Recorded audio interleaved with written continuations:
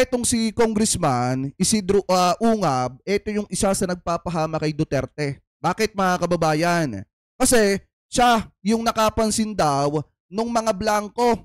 Doon daw po mga kababayan sa pinirmahan na budget for 2025 nitong si PBBM. At ito ano nakita niya, nagsumbong agad siya mga kababayan dito po sa bossing niya na si Digong. At hindi alam niya mga kababayan na siya ang itinuturo ng kampo ngayon ni Duterte na humingi daw ng opinion dito kay Digong. Kaya nakapagsalita mga kababayan itong si Digong ng kung ano-ano laban po dun sa budget. So ngayon mga kababayan, eto pakinggan muna natin itong nakita nating balita. Galing po dito ulit sa UNTV. Sabi po dito, blankong items sa 2025. National budget, pinuna. 2025 budget, tinawag na invalid. So kaya natawag ni Duterte na invalid yan kasi nga nagsumbong etong si Isidro Ungab mga kababayan. At na-discuss nila ito, humihingi siya ng payo dito kay Duterte at nakapagsalita naman etong si Duterte ng kung ano-ano na naging dahilan mga kababayan para soplakin po sila ng gobyerno. Ano po ng Malacanang. So ngayon, ito i-play po natin muna itong nakita nating balitang ito. Hindi matapos-tapos ang mga kontrobersyang kinakaharap ng 2025 national budget. Nitong weekend, inihayag ni Davao City 3rd District Representative Isidro Ungab ang mga nadiskubre niya umanong blankong items sa inaprobahang bersyon ng Bicameral Conference Committee na 2025 General Appropriations Bill. Inihayag niya ito sa isang podcast kasama sina dating Pangulong Rodrigo Duterte, dating Executive Secretary ni Pangulong Bongbong Marcos Jr. na si Attorney Vic Rodriguez at dating Chairman ng Land Transportation Franchising and Regulatory Board, Attorney Martin. Ayaw kong sabihin mga kababayan na kawawa masyado etong si Digong. Bakit mga kababayan? Kasi hindi niya alam na yung mga taong nakapaligid sa kanya, unti-unti siyang ipinapahamak. Alam niyo, hindi naman sana mapupuna at masasabihan ng sinungaling etong si Duterte ni PBBM kung hindi siya ipinahamak nitong si Congressman Ungab. Kasi mga kababayan, sa totoo lang, kung talagang tunay ang sinasabi nila na may mga blanco talaga dun po sa pinirmahang budget for 2025 mga kababayan, dapat ipakita nila yung tunay na dokumento, yung totoong dokumento mismo. Kasi baka mamaya mga kababayan, yung mga pirma dyan, and then yung mga ipinakita nila publicly, baka gawa-gawa lamang po nila yan or gawa-gawa lang nitong si Ungab para may maipakalat sila na fake news laban po sa gobyerno. Kasi mismong nanggaling na kay PBBM mga kababayan na naging dating presidente etong si Digong.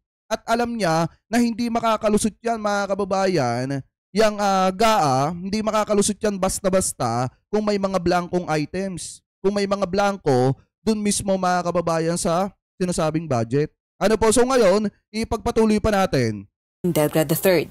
Natuklasan umano ito ni Congressman Ungab matapos pag-aralan ng ilang araw ang pirmadong Bicameral Conference Committee report. Ito yung tagapagtanggol ni Sara Duterte mga kababayan dun sa dun sa kamera. Yan yung nagtatanggol na isa kay Sara Duterte noong mga panahong ginigisa etong si Sara.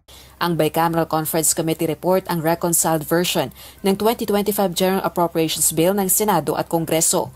Yung Bicameral Conference Committee report, pinirmahan kahit may mga nakikita tayong blanco. Karamihan umano sa mga blankong items ay nakapaloob sa budget ng Department of Agriculture at unprogrammed appropriations. Ang mahigit 200 pahinang Bicameral Conference Committee report nakalathala sa Facebook page ni Davao City Mayor Baste Duterte. Gayon din ang sinisilip na blankong items na hindi maituturing na typographical.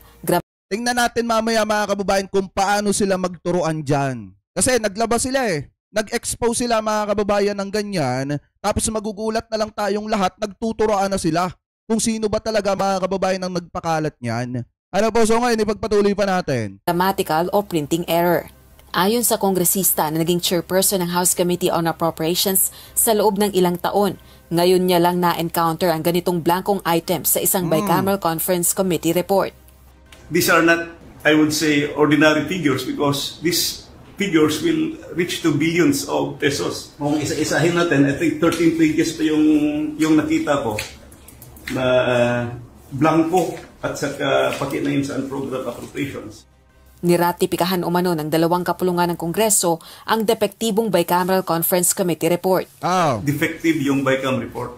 At bakit pinirmahan ng members? So the House and the Senate ratified defective. Kasi tingnan nyo mga kababayan ha, di ba nung panahon na pinag-uusapan yan sa BICAM, naando doon yung mga kaalyado ni Duterte. Imposible naman mga kababayan kung yan may mga blanco talaga, imposible naman na hindi yan nakita ng mga kaalyado ni Duterte. Lalo na ni Bato de la Rosa ay di nagwala yung mga yan. Diba mga kababayan?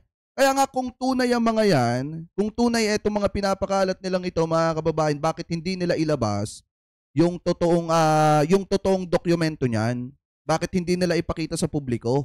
At saka dating presidente mga kababayan, itong si Digong, na alam niya na hindi yan basta-basta makakalusot mga kababayan, lalo na kung may mga blankong item. At yan mga kababayan ay sinusuri ng masusi na mga kongresista. Diba ipagpatuloy pa natin? BICAM report. In other words, apektado yung ating GAA because BICAM report was defective. What was ratified by both houses are defective. Ang daming kulang na blanco. That can be shown in the BICAM report at pirmado. Giit naman ni dating Pangulong Rodrigo Duterte, bunsod nito, maituturing ng invalid ang nilagdaang pambansang pondo ni PBBM. Pagkaputol-putol yan o may kulang, that is not a valid budget for implementation as law. It's not only inaccurate, but I think the budget is in totality invalid. Hindi na pwede mag-blanco-blanco dyan sa pera ng tao. Git pa nito, kailangang iwasto ito. Yan yung drama nila mga kababayan. O dapat maipaliwanag sa mga tao. Kung hindi, hihikayatin niya umano ang publikong umaksyon kaugnay nito. I would like to... At saka mga kababayan dito kasi parang nanghihikayat si Duterte ng kudita. Kaya dapat daw ipaliwanag sa gobyerno yung nasilip daw nitong si Ungab na mga blanco dyan daw po sa GAA mga kababayan dyan sa budget for 2025 na pinirmahan ni PBBM daw. Pero mga kababayan, alam nyo ba kung titingnan natin sa dami mga kababayan ng mga dapat ipaliwanag ng pamilyang Duterte, hindi ba kayo nagtataka? Bakit puro sa gobyerno mga kababayan yung binibira nila? Samantalang hindi niya mapagsabihan yung anak niya. Ang lakas ng loob niyong humingi ng paliwanag mga kababayan. Ang lakas ng loob humingi ng paliwanag sa gobyerno ng mga to. Pero sila mismo ayaw nila magpaliwanag pag sila ang tinatanong. Diba? Dapat pinapayuhan mo yung anak mo na magpaliwanag muna sa taong bayan kung saan napunta mga kababayan yung pera ng mamamayang Pilipino. Yung 612.5 million na hindi alam kung saan dinala. Ang lakas ng loob mo magsabi na magpaliwanag sa taong bayan, samantalang yung anak mo naman di mo mapagsabihan na magpaliwanag. Diba mga kababayan? Ngayon, since humihingi ng paliwanag mga kababayan, etong si Duterte, mamaya pakinggan natin yung sagot ng Malacanang dyan. Remind Congress. Mali ho yan. It's invalid. Please correct it. Or recall the budget and demanded explanation kung bakit dumating sa inyo yan na ganun kablangko. Otherwise, sabihin ko sa... Murahin mo si Bato at si Bato'y naandudo sa BICAM. Si Bato, si Aimee. Yan yung mga nasa BICAM, mga kababayan, di ba, nung pinag-uusapan, yung budget na yan. Mga Pilipino, huwag na kayo magbayad ng buwis ninyo. Ganun lang naman, pinagsasayan ito mga kumang na to. Bukod sa mga sinasabing blankong items sa Bicameral Conference Committee report ng 2025 General Appropriations Bill, kwene-question din ng mga kritiko sa 2025 national budget ang tinapyasang pondo ng Department of Education at zero government subsidy para sa Philippine Health Insurance Corporation. Rosa Licoz, UNTV News and Rescue. Diyos ang aming sandigan, serbisyo publiko ang aming pinahahalagahan. Ngayon mga kababayan, pakinggan naman natin yung naging sagot ng Malacanang dito sa isinumbong ni Ungab kay Digong. Kasi mga kababayan, mamaya makikita nyo kung paano sila magturuan. Kasi nagsalita itong si Panelo mga kababayan na about doon sa sinabi nitong si Duterte dyan po sa budget for 2025, yung mga blankong items na sinasabi po nila. At ang itinuturo ni Panelo mga kababayan, walang ibang pinagmulan kung hindi daw etong si Ungab. At ito daw si Duterte, kaya daw nagsalita is dahil daw humihingi ng payo etong si Ungab patungkol daw sa mga nadiskubre nitong si Ungab, mga kababayan, ng mga blankong items doon daw po, mga kababayan, sa budget na inaprubahan nitong si PBBM. So ngayon, mga kababayan, eto, pakinggan muna natin ang naging sagot dyan ng Malacanang sa sinasabi ng kampo nitong si Duterte patungkol po doon sa mga blankong item na pinirmahang budget for 2025 ni PBBM. So ngayon, ito i-play po natin. Mabalita ka muna bago yung harutan. Go! Alvin Doris, walang basihan at tinawag na mapanira. Ganito inilarawan ng Malacanang ang umano'y pagpapakalat ng malisyoso at criminal disinformation ni dating Pangulong Rodrigo Duterte kaugnay ng ipinasang 6.352 trillion pesos na 2025 national budget. Sa isang pahayag ngayong Lunes ng umaga, kinundira ni Executive Secretary Lucas Bersamin ang aligasyon ng dating Pangulo na sinadya umanong mag-iwan ni Pangulong Ferdinand Marcos Jr. ng mga blankong parte sa pinirmahang 2025 General Appropriations Act na mistulang blankong tseke para magamit sa ibang lokasyon sa hinaharap. Si Bersamin na detalyado ang pagka-imprenta sa mahigit 4,000 pahinang budget at tumaan sa masusing review ng mga profesional sa Kongreso at Department of Budget and Management. Imposible rin anyang makapag-iwan ng blankong pahina o detalye sa budget bago pirmahan.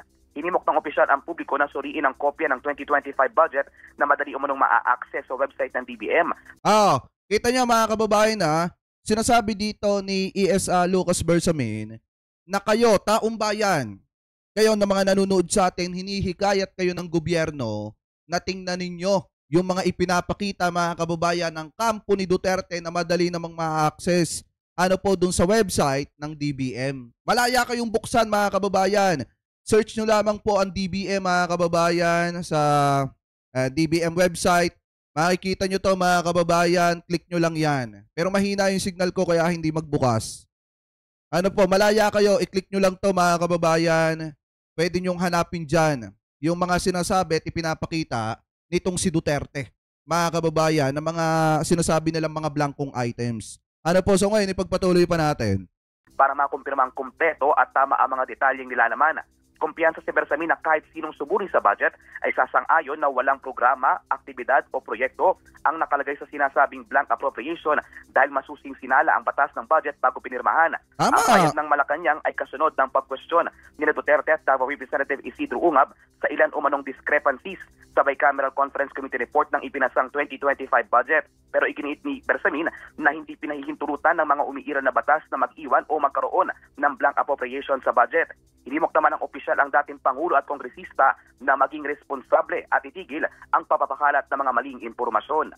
Kaserbisyo. Paano ba naman kasi, mga kababayan, ito paano ba naman kasi magpapakalat ng magandang impormasyon yung mga vlogger ni Digong kung mismong yung kanilang sinusuportahan, mga kababayan, ang pinagmumulan ng maling impormasyon na ina-adapt naman ng mga vlogger nitong si Digong. Kaya nga kung titingnan natin, mga kababayan, pagdating sa pagpapakalat ng mga maling impormasyon, walang ibang dapat sisihin dyan kung hindi itong kampo nitong si Digong. Kasi nga, mali yung ipinifeed nila sa utak ng publiko kaya nagagalit ang taong bayan sa ating gobyerno. Kaya nga dapat, mga kababayan, kasuhan ng gobyerno itong kampo nitong si Duterte. Kasi nga, nilalaso nila yung isipan ng taong bayan. Kita nyo, maliwanag naman, hinihikayat kayo ng gobyerno. Pwede nyo tingnan sa website ng DBM yung mga ipinakitang dokumento nitong si Duterte kung may katotohanan ba or wala, mga kababayan.